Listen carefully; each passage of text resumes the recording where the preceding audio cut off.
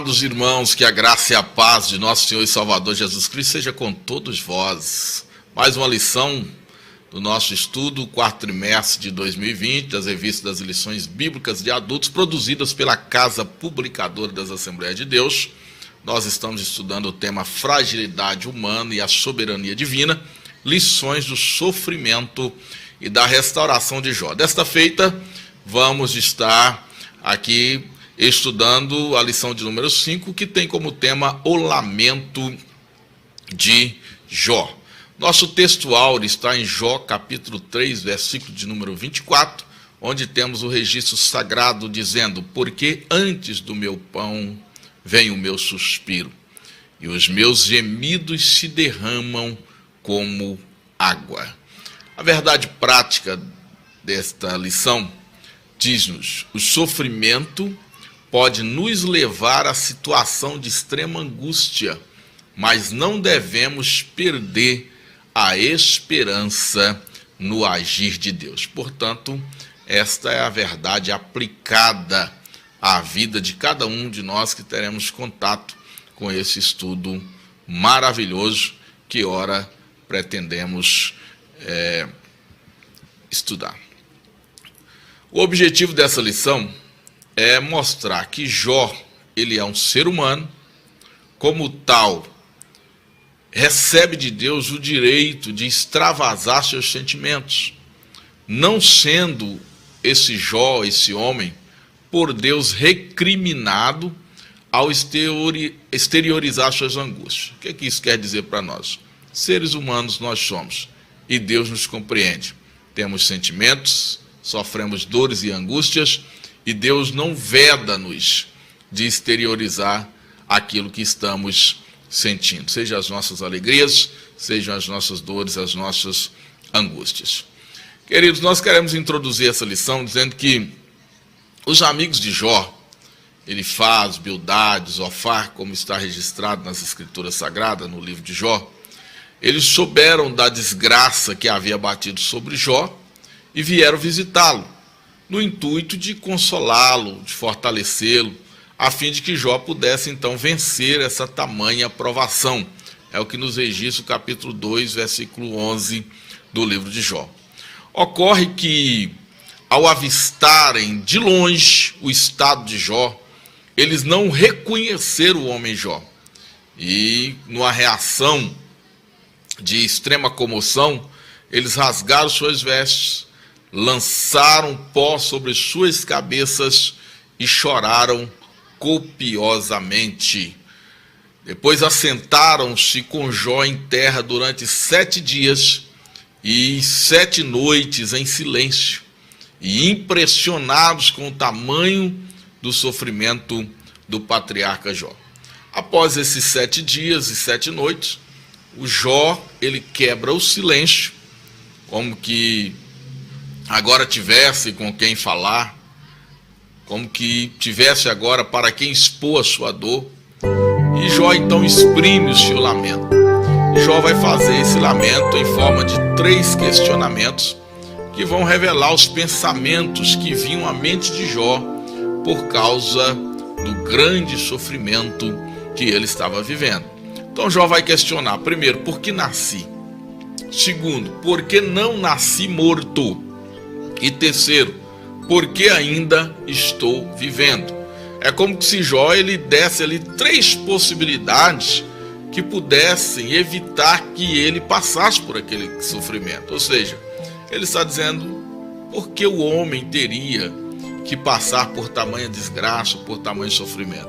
Jó está buscando a compreensão disso e ele traz ali ao seu modo, ao seu ver, soluções que deveriam ser aplicadas por Deus ou pelo Todo-Poderoso, a fim de que o homem não fosse submetido a tamanho sofrimento. Então, primeiro ele vai questionar por que nasci, segundo, por que não nasci morto, e terceiro, por que ainda estou vivendo.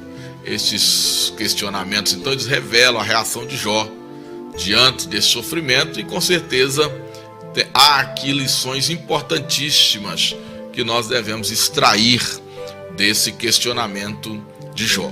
É importante entender que não há, se você lê a Escritura Sagrada com cuidado, porque a Escritura ela é inerrante, ela é infalível e ela não tem contradições.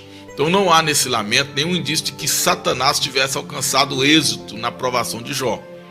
Porém, em tudo o homem Jó ele teme ao Senhor, ele reverencia o Senhor e ele reconhece o direito de Deus de dar a vida e que somente Deus também poderia tirar essa vida. Jó é quem diz que de Deus vem o bem e de Deus também viria o mal e ele deveria aceitar assim.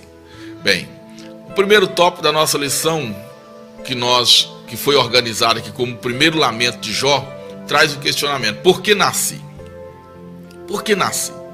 O primeiro versículo do capítulo 3 do livro de Jó registra que Jó abriu a sua boca e amaldiçoou o seu dia, ou seja, o dia do seu nascimento, o dia do seu aniversário. Quem sabe, no tempo que Jó estava ali passando, talvez o dia do seu aniversário, o dia que ficou registrado como se ele tivesse nascido, vindo à terra, e ele agora amaldiçoa, ele diz: seja amaldiçoado o dia em que eu nasci, o dia em que se disse que nasceu um homem, que se deu à luz a um menino. E a grande pergunta é: teria Jó pecado quando deseja não ter nascido? Entendemos pelo próprio texto em que em nenhum momento Jó ele profere blasfêmia contra o Senhor. Ao contrário, ele reconhece que Deus tem o controle sobre o tempo e sobre a vida. No versículo 4, Jó poeticamente, o texto está em forma de poesia, o capítulo 3, versículo 4, ele exclama: converta-se aquele dia em trevas, e Deus lá de cima não tenha cuidado dele, nem resplandeça sobre ele a luz. É maravilhoso, amados estudiosos das Escrituras Sagradas, que Jó, por tamanha dor que estava sentindo, imagine, perda dos filhos, perda de anos de trabalho e investimentos, perda da honra, perda do convívio familiar, perda de amigos e perda da sua saúde. Jó, ele não é o único homem temente a Deus a sofrer tamanha dor e assim desejar não ter nascido. Nós vemos que o profeta Jeremias, diante da perseguição sofrida, ele também desejou não ter nascido. Expor sentimentos não é pecado. Nós devemos ter o cuidado de reconhecer sempre a soberania de Deus e não condicionar a existência e o governo de Deus sobre a nossa vida às circunstâncias que nos abatem. Então nós não vamos encontrar nesse texto, nesse lamento de Jó, que ele tivesse colocado em xeque, em dúvida, a existência, a soberania e o amor de Deus, mas ele apenas questiona o dia do seu nascimento, o evento do seu nascimento, por causa da tamanha dor que ele estava sentindo. Ele reconhece que Deus tem o controle do dia e da noite, Deus tem o poder de determinar os tempos e as estações, o dia de nascer e o dia de morrer. E Jó entende que somente Deus era capaz de apagar da história o dia do seu nascimento. Ou seja, a dor era tamanha a ponto de desejar não ter nascido. Porém, para ele, Deus continua sendo soberano. Também, no segundo ponto desse primeiro tópico da lição, que diz o primeiro lamento de Jó, por que nasci, diz que em lugar, Jó ele exclama, que em lugar da memória viesse o esquecimento. Os versículos 4 a 9 do capítulo 3, Jó, nesses versículos, ele pugna por apagar do calendário a existência do dia em que ele veio à luz, em que ele veio nascer. No entanto, Jó não amaldiçoou a Deus, grave bem isso, Jó não amaldiçoou a Deus. Jó não blasfemou contra Deus, conforme era o propósito de Satanás. Satanás, a sua fala no capítulo 2, versículos 4 e 5, diz: pele por pele, e tudo quanto o homem tem dará pela sua vida. E Deus diz: porém estende a sua mão e toca nos ossos e na... Aliás, o próprio Satanás vai dizer, porém estende a sua mão e toca nos ossos e na carne, e verás se não blasfema de ti. Então Satanás fez essa proposta para Deus de tocar na pele e nos ossos de Jó, de retirar a saúde de Jó, insinuando que uma vez que Jó não tivesse saúde, pecaria contra Deus. Satanás esperava que a dor de Jó o fizesse blasfemar contra Deus. Jó amaldiçoou o dia do seu nascimento, porém manteve sua fidelidade ao Senhor. Satanás então não conseguiu o seu êxito. No terceiro momento, Jó ele deseja que em vez da ordem viesse o caos. Quando Jó deseja o caos, ou seja, a inexistência do dia do seu nascimento, ele revela o que? O tamanho da dor que ele estaria sentindo. Jó entende que se Deus não tivesse criado aquele dia, ele não estaria passando por todo aquele sofrimento. É uma forma de expressão de quem está mergulhado num mar de angústias e de sofrimento. Agora, precisamos entender que o nosso Deus é um Deus que se compadece de nós, reconhece nossas fraquezas e sentimentos diante das tribulações que nós sofremos. Nós vemos aqui o texto bíblico, o próprio Novo Testamento, registrando situações semelhantes. O texto de João, no capítulo 11, versículo 32 a 35, diz-nos: tendo, pois, Maria chegado aonde Jesus estava, e vendo-o, lançou-se aos seus pés, dizendo-lhe: Senhor, se tu estivesses aqui, meu irmão não teria morrido. Jesus, pois, quando a viu chorar e também chorando os judeus que com ele vinham, moveu-se muito em espírito e perturbou-se, e disse: onde o puseste? Disseram-lhe: Senhor, vem ver. Jesus chorou. Nós vemos aqui que o próprio Cristo se comoveu, o sofrimento de Maria, quando perde o seu irmão Lázaro, e o próprio Jesus vendo o condoer, ou seja, a dor daqueles que estavam próximos e que eram próximos a Lázaro, ele também sentiu essa compaixão, essa dor, e veio a exprimir isso em choro, demonstrando o seu sentimento agora, o Deus homem entrando no sentimento dos homens e sentindo como nós a dor, a angústia que aquela família estava sentindo. Hebreus capítulo 4, versículo 15 diz: porque não temos um sumo sacerdote que não possa se compadecer das nossas fraquezas, porém um que, como nós, em tudo foi tentado, mas sem pecado. Veja que Jesus passou por todos os tipos de provações que o ser humano pode ou está sujeito a passar. E, no entanto, ele reconhece as nossas fragilidades, as fragilidades humanas, e reconhece quando homens como Jó exprime o seu lamento, a sua dor, em forma de expressões como estas que nós acabamos de ministrar aqui.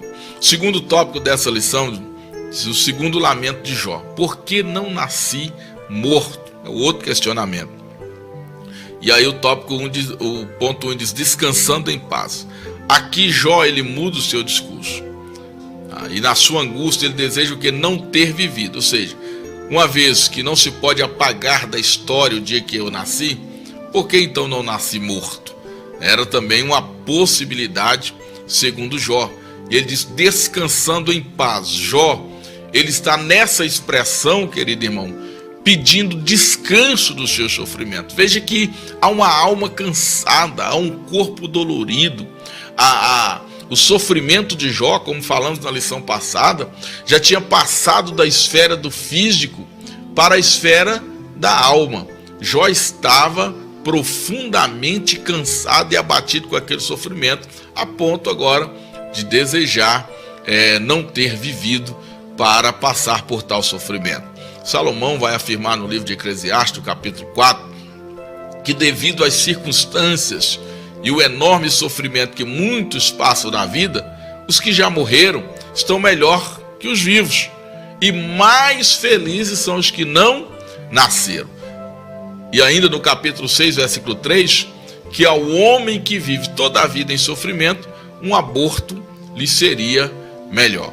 Importa ressaltar que neste aspecto apenas se analisa a vida do ponto de vista material e não espiritual, enfatizando a morte como um descanso físico. Assim, para Jó, a morte era uma forma de descansar em paz. Está vendo aqui a morte, como colocar um ponto final no sofrimento. E é nesse aspecto que Jó está olhando, não no aspecto da salvação, ou de alcançar a vida eterna, ou de estar em Cristo, não, mas de se libertar do sofrimento. Livre de tribulações, é o segundo ponto aqui. A intensidade do sofrimento de Jó aumenta o seu dilema. No versículo 16 ele escreve: por que não sofri um aborto? A palavra usada aqui é nefel, no hebraico, e essa palavra é traduzida como natimorto, significando o quê? Um aborto espontâneo, não provocado artificialmente. É importante que isso fique claro para nós, estudiosos das Sagradas Escrituras, porque alguns hereges, eles passam a utilizar textos como esse, e o texto de Eclesiastes que eu li também, de que a Bíblia estaria fazendo apologia ao aborto para pessoas que nascessem para sofrer. E a grande verdade é que as pessoas não nascem para sofrer. As pessoas sofrem muitas das vezes porque nascem. Enquanto vivemos este mundo, somos sujeitos a passar por lutas e tribulações. Então não se pode considerar, eu repito, esse texto uma apologia bíblica à prática do aborto. Jó, ele está no último grau de sofrimento e metaforicamente clama por um momento de descanso, ainda que seja com o cessar da vida. E se Deus quisesse recolher o seu fôlego, ele então descansaria de todo aquele sofrimento. O raciocínio aqui, amados, é de que para os que morreram, cessaram as angústias e tribulações da vida presente. Na verdade, nós, os cristãos, comungamos desse pensamento, porém considerando apenas os que morrem em Cristo Jesus. Diz o texto: bem-aventurados que desde agora dormem no Senhor, para que descansem e as suas obras os sigam. Então, observamos que para aqueles que têm esperança em Cristo, aqueles que estão em Cristo, a morte realmente representa um descanso até o dia em que nós ressurgiremos para nos apresentar diante do Senhor. Bem, continuando, o terceiro ponto diz: uma realidade para o cristão. Aqui nós somos sujeitos ao luto, somos sujeitos à dor, somos sujeitos ao sofrimento. João capítulo 16, versículo 33 diz: no mundo tereis aflições, mas tende bom ânimo, eu venci o mundo. O apóstolo Paulo, ele nos exorta dizendo: porque para mim eu tenho por certo que as aflições deste tempo presente não são para comparar com a glória que em nós há de ser revelada. Romanos capítulo 8, versículo de número 18. Então, finalizando este tópico, é importante compreender que Jó, ele não amaldiçoou a Deus, ele não blasfemou contra Deus, ele amaldiçoou o dia do seu nascimento. Ele questionou, por causa da dor profunda que estava sentindo, porque não teria nascido morto, significando um pedido de alento, um pedido de descanso para a sua alma. E ultimamente nós observamos aqui que o cristão, ele precisa entender e compreender que há para nós essa sujeição ao luto, à dor, ao sofrimento. O próprio Cristo já nos alertou disso. Mas nenhum sofrimento aqui é capaz de superar a glória que nos espera ali. Um dia o Senhor enxugará de nossos olhos todas as lágrimas. O segundo tópico da nossa lição, o terceiro tópico, né, ele vai dizer, o terceiro lamento de Jó: por que continuo vivo? E a pergunta é: vale a pena viver? Neste tópico, que se baseia no versículo 20 do capítulo 3, Jó, ele questiona o porquê de dar vida a um miserável. Miserável aqui significa aquele que não pode contribuir em nada com sua existência. É o estado que Jó se considera, que ele acha estar agora, não podendo agora contribuir com nada. Ele, que era um grande homem, contribuindo com a sociedade do seu tempo, agora se vê nesse estado de miséria. Jó, ele está então partindo de uma análise de si mesmo. O quanto eu era importante, agora estou imprestável. Sua existência para ele já não tinha mais sentido. Para Jó, a vida, por causa do sofrimento, havia se tornado simplesmente intolerável. Jesus Cristo, ele trouxe um significado para o sofrimento. Aprendemos então que em tudo Deus tem um propósito e nenhuma vida é por acaso. Alguns, por sua impiedade, se distanciam do propósito de sua vida, mas o Deus Criador, ele tem um propósito para a vida de todos os seres humanos em todos os tempos e até mesmo no sofrimento. Eu estou dizendo, Deus tem um propósito até mesmo no sofrimento. Jó, ele questiona também que ele estaria, porque continua vivo sem o favor de Deus. No versículo 23 do capítulo em estudo, Jó, ele questiona o porquê da existência de alguém sem conhecer o propósito de sua vida. Jó, ele busca compreender por que Deus, ou porquê de Deus permitiu o sofrimento.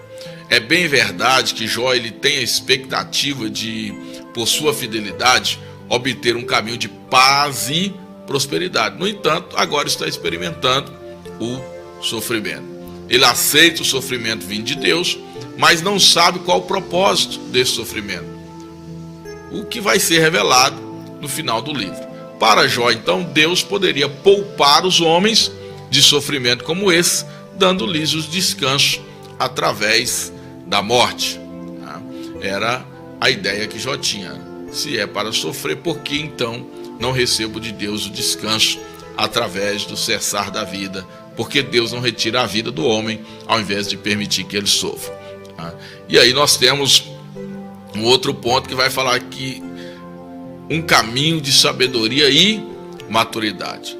No final de sua prova, Jó exclamou: eu te conhecia só de ouvir, agora meus olhos te veem. Observamos como Jó, ele cresceu em meio à provação.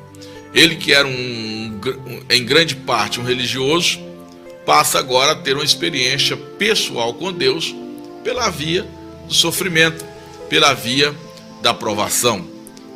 O apóstolo Paulo nos escreve sobre a maturidade alcançada por meio das provações, quando ele diz: e não somente isto, mas também nos gloriamos nas tribulações, sabendo que a tribulação produz a paciência, e a paciência a experiência, e a experiência a esperança, e a esperança não traz confusão, porquanto o amor de Deus está derramado em nossos corações pelo Espírito Santo que nos é dado. É o que está registrado em Romanos capítulo 5, versículo 3 a 5. Veja que maravilhoso é isso, meu irmão. Os amigos de Jó lhes declaram que no seu sofrimento estava a ira de Deus, lhe punindo por seus pecados. No entanto, a palavra nos revela que o crente como Jó sofre para aperfeiçoar sua fé e evoluir no conhecimento de Deus, a fim de que o propósito de Deus para a vida dessa pessoa seja pleno. Por isso, como vimos na citação de Romanos no capítulo 5, versículo 3 a 5, o caminho da sabedoria e da maturidade às vezes passa pela via da tribulação, mas nunca nessa via estaremos desprovidos do amor de Deus que nos é comunicado pelo Espírito Santo do Senhor. Jó, ele não pecou ao expor seu sofrimento, ao amaldiçoar o dia que nasceu, ao dizer que se não tivesse sobrevivido ou que se morresse seria melhor. Jó não pecou. O sofrimento de Jó era tamanho, suas limitações o impossibilitavam de conhecer as causas e propósitos do seu sofrimento, como muitas das vezes nós nos pegamos nessa situação. Não entendemos o porquê de estarmos passando por circunstâncias adversas quando permanecemos fiéis e tementes a Deus. Os amigos de Jó o acusaram de pecado, era a ideia deles. Mas Jó sabia do seu compromisso e da sua fidelidade para com Deus. E por isso vem exclamar em forma de poesia os seus lamentos. Os seus lamentos. Por que nasci? Por que não nasci morto? Por que ainda continuo vivendo? Mas Deus, que é misericordioso e piedoso, ele conhecia a sinceridade de Jó. E também conhecia as fraquezas de Jó. E Deus não ia provar Jó além do que ele pudesse suportar, como ele também não nos prova além daquilo que nós podemos suportar. A palavra do Senhor no próprio livro de Jó diz: que em tudo Jó não pecou. Preste atenção, verbalizar, expor, é uma forma que Deus nos deu como escape para a nossa alma. Por isso, meu irmão, às vezes é necessário falar, exclamar, clamar e até chorar. E principalmente orar, falar com Deus, falar com aquele que pode te dar a resposta que você está precisando. Tendo sempre o cuidado de saber que Deus é soberano e em tudo digno de ser glorificado, inclusive quando nós passamos por tribulações. Que essas lições sejam guardadas em nosso coração e nós aprendamos a suportar a tribulação, trilhando um caminho de crescimento e de maturidade na presença de nosso Senhor.